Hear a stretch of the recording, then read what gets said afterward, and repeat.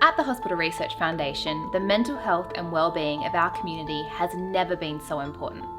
Our team wanted to learn more, and so we took their questions and we asked an expert.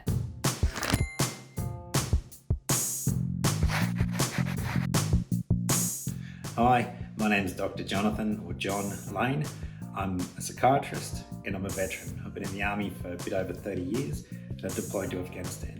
I'm proud to be working with MESHA, Military and Emergency Services Health Australia, a part of the Hospital Research Foundation.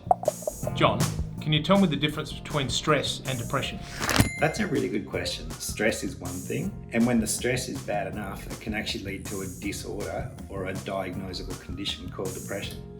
And oftentimes people can feel really miserable, like you're having a crap time of things, but that doesn't necessarily mean it's going to end up in a disorder or a diagnosable condition like depression. That's much more serious, and it's generally after sustained periods of stress. What can I do to manage stress in my life? So if you're trying to navigate a bad time or a hard time in your life, focus on the basics. And the first one is sleep. So making sure you've got a protected sleep space, you're restricting your access to caffeine and alcohol after 5 p.m, and you're restricting your access to tech. Make sure that you're exercising because it's a way of burning off stress. It doesn't have to be a power walk, just go for a walk. Another thing you can do is have active social supports. And so these are people who you like and they like you, and they make you feel good by being around them.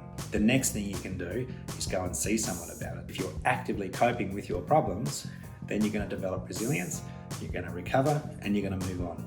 What's the biggest misconception of mental health? That's a really good question because a lot of people don't necessarily understand mental illness, and a lot of people get scared by the fact that they might have a mental illness. Mental health is the same as physical health. If you roll your ankle, no one's going to call you weak or stupid. If you're anxious or you get stressed more easily than most people, oftentimes there's a lot of judgment around things, and therefore there's a lot of shame around having a mental health disorder. And this is something that we need to challenge through education and open acceptance of people who've got conditions. They need treatment, and with treatment, they'll get better. Is there a cure for depression, or do you live with it forever? A lot of people feel that once you get diagnosed with a mental health condition, that's it. You've got it forever and your life is over.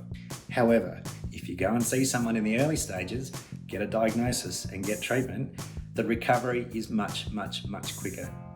So if you have depression or you think there's something wrong with you, go and check it out, get treatment, and you'll be good.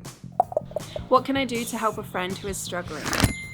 There's a bunch of things. First of all, just being there. Secondly, you can listen to people.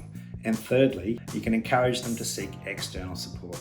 That might be a counsellor, might be a psychologist, but your first port of call for that sort of thing should be your GP. Could my job be affecting my mental health?